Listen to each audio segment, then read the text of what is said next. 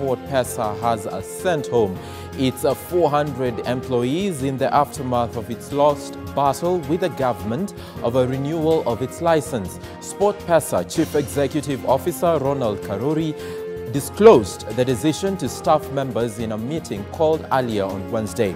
The decision to fire the employees comes days after the firm announced the termination of its operations in Kenya in a move that marked an end to the long-drawn taxation battle with the government. The betting firm, which operates in Kenya as the Pevens East Africa Limited, ran into trouble with the law alongside 27 others at the end of July as the Ministry of Interior moved to purge the gambling firms of outstanding tax arrears.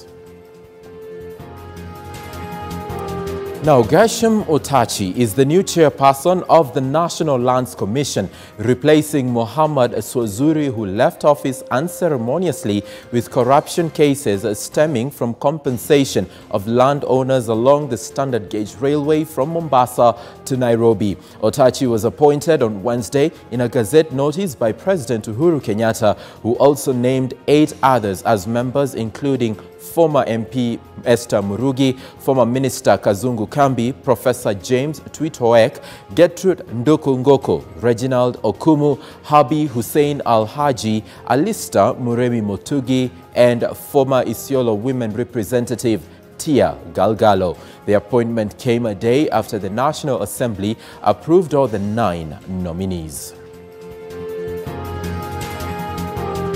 Now let's cross over to the international front, where at least 16 people have been killed in a collapse at an illegal gold mine in the Democratic Republic of Congo. Government Minister Steve Mbikai said a further 3 people had been taken to hospital with serious injuries. Such efforts are still ongoing, and the accident occurred at a mine in the town of Kampene on Wednesday, and accidents are common in DR Congo's informal mining sector, which has poor safety standards. Mbikai said in a tweet that the death toll from Wednesday's accident was provisional. He further added that dozens of people, including children and pregnant women, were working on the site when the mine collapsed. Now, the U.S. has reopened its embassy in Somalia nearly 30 years after it closed it after civil war broke out. Longtime leader Siad Barre was removed from office in 1991 by the clan militias, who then fought each other for power. The Horn of Africa nation has since then been riven by a clan conflict and violence perpetrated by Islamist militias. A statement from the U.S. Embassy on Wednesday said that reopening of the embassy follows last year's establishment of a permanent diplomatic presence in the capital, Mogadishu. The U.S. ambassador to Somalia, Donald Yamamoto, said that the opening of the embassy was significant and historic and was another step forward in regulation of U.S. diplomatic engagement in Mogadishu since recognizing the federal government of Somalia in 2013. Now, U.S. President Donald Trump has lashed out at congressional Democrats after they vowed to issue legal summons to the White House this week. Committees are demanding documents relating to the administration's dealings with Ukraine, which is now at the heart of an impeachment inquiry. Using a vulgarity, the Republican president accused Democratic leaders of dishonesty and even treason. The impeachment inquiry, which may seek to remove Trump from office, stems from a whistleblower complaint about his 25th July phone call with Ukrainian President Volodymyr Zelensky, and in the call, Trump pressed for an investigation of his Democratic political rival Joe Biden and his son, who worked for a Ukrainian gas firm. Now, an 18th century Ethiopian crown will finally be returned home after being hidden in the Dutch flat, for 21 years. Ethiopian Sirak Asfaw, who fled to the Netherlands in the late 1970s discovered the crown in the suitcase of a visitor and realized it was stolen. The management consultant has protected it until he felt safe to send it back, and the crown is thought to be one of just 20 in existence. It has depictions of Jesus Christ, God, and the Holy Spirit, as well as Jesus' disciples, and was likely gifted to a church by the powerful warlord Welde Selassie hundreds of years ago.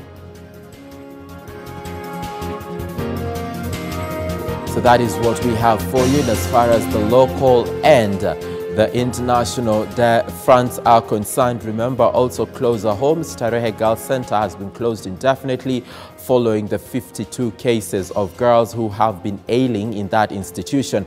However, speaking about health matters, ordinarily a common stomachache usually subsides on its own, but in the event the discomfort persists and becomes unbearable, what are you supposed to do? On yesterday's episode of Health Unlimited, Gloria Milimo looked at the bacterial condition commonly, known as H-PYLORI, that corrodes the stomach lining and which doctors say affects more than half the world's population. How often do you ignore common symptoms like a persistent stomach ache, nausea, bloating, among other stomach-related complications? Well, did you know that these symptoms could indicate that you might be suffering from gastritis, a condition doctors characterize by an inflammation on the stomach lining? Well, today on Health Unlimited, we focus on gastritis and we'll tell you how you can keep it at bay.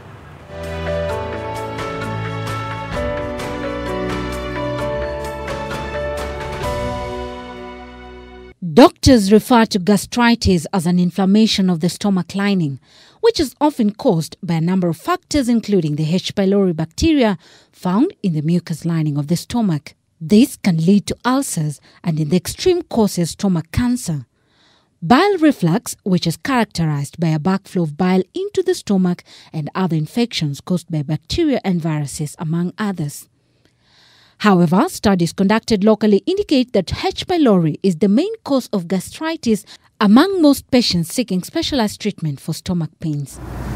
But the challenge for most patients, like Sami Makanda from Juja in Kiambu County, who was diagnosed with the bacteria last year, is knowing when to see a doctor in the case of a stomach ache. I thought it was food poisoning because that is the commonest cause of a stomach upset.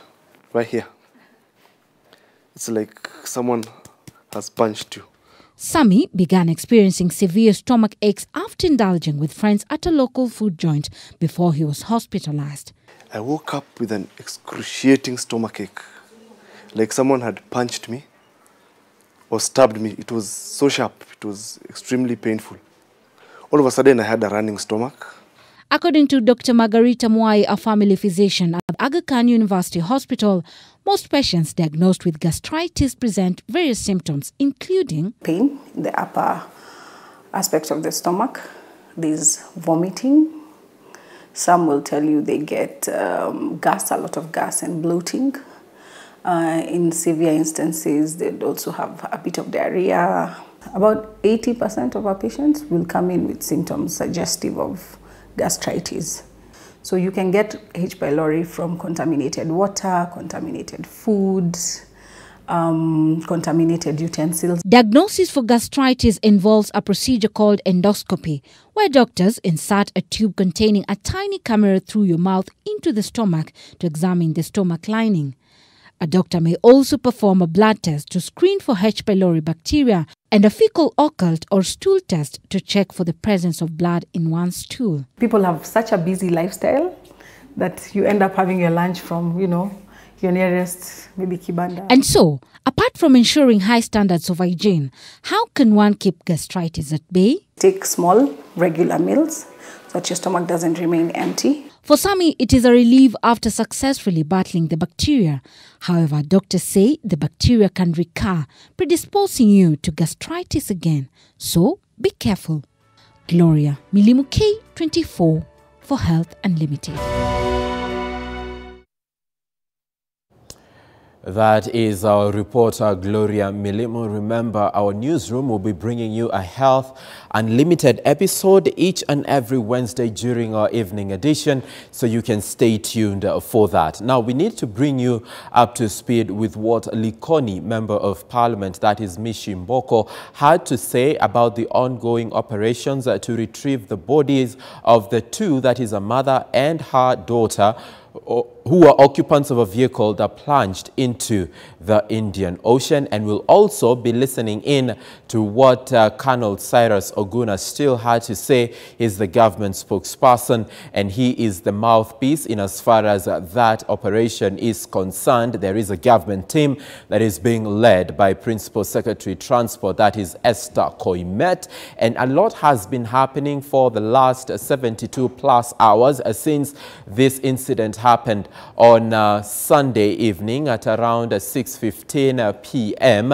And we've had quite a lot come forth from the family, from members of Parliament, from the management of maritime services, all the way to government. And this morning, it appears, or as per the words of Colonel Cyrus Oguna, he says that they are optimistic that by close of business Thursday, they will be having good news in terms of achieving what they are supposed to do, that is rescue, but retrieve the bodies of the two. Rescue operations are still ongoing, both on air and at sea. And we just, as I told you earlier, Mishi Mboko had this to say about the ongoing operation.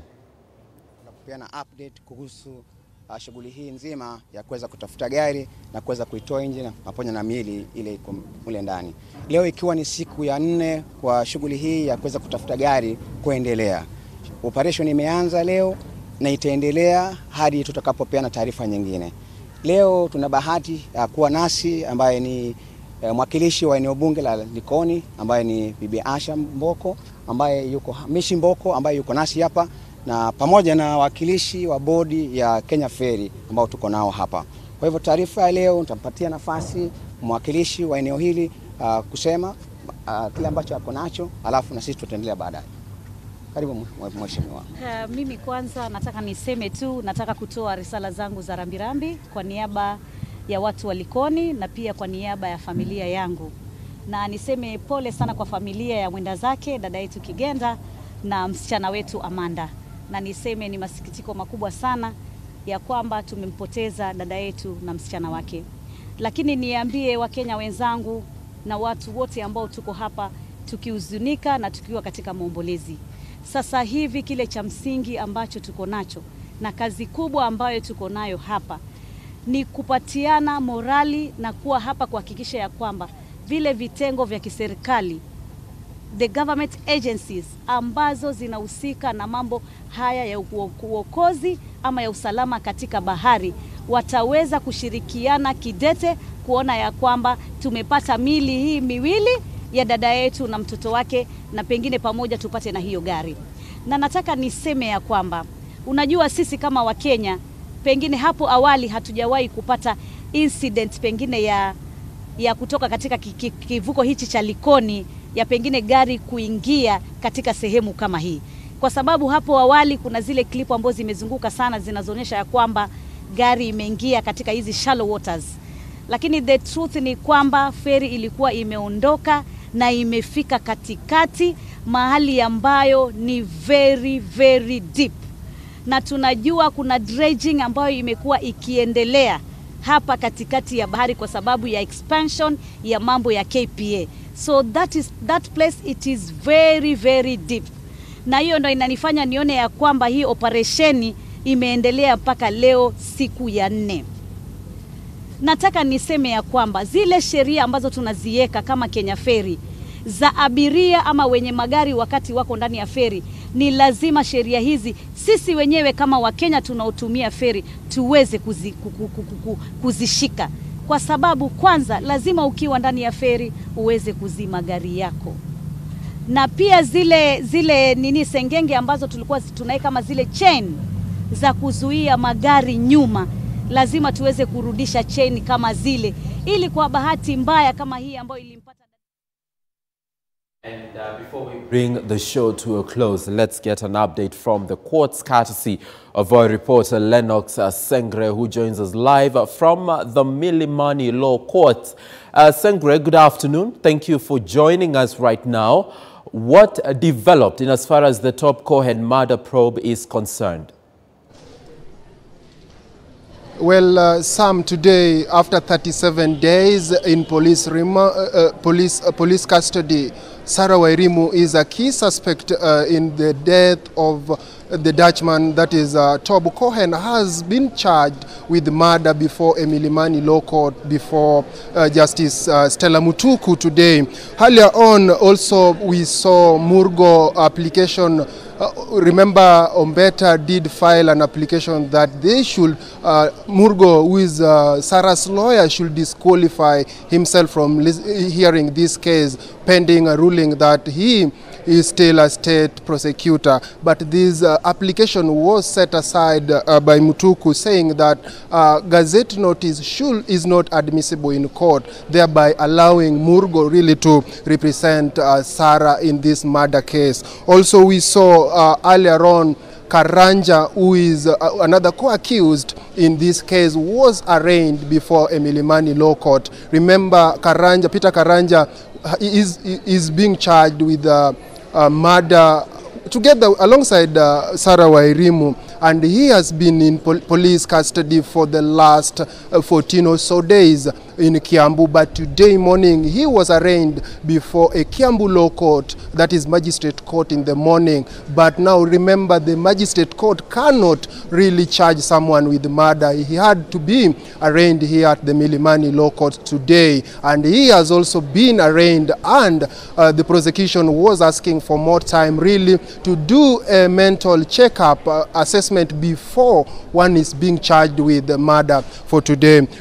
Peter Karanja will be detained at an industrial area prisons, awaiting to be charged on coming 11th, that is next week but one, when he shall be also brought back to court in order to be charged with murder. This is a case that we've been following. Remember, Tobbs Cohen body was retrieved on the 26th, 20 days before these 20 days, and today marks 20 days since his body was recovered at his Kitisuru Gardens by the DCI officers. Today marks a very serious day in this case, where Sarah Wairimu has been charged with murder alongside a co-accused Peter Karanja. We give this day another breath. Remember, we've been coming to court since Sarah Wairimu, Peter Karanja was arrested, but they have never been charged with murder, pending a number of applications before court.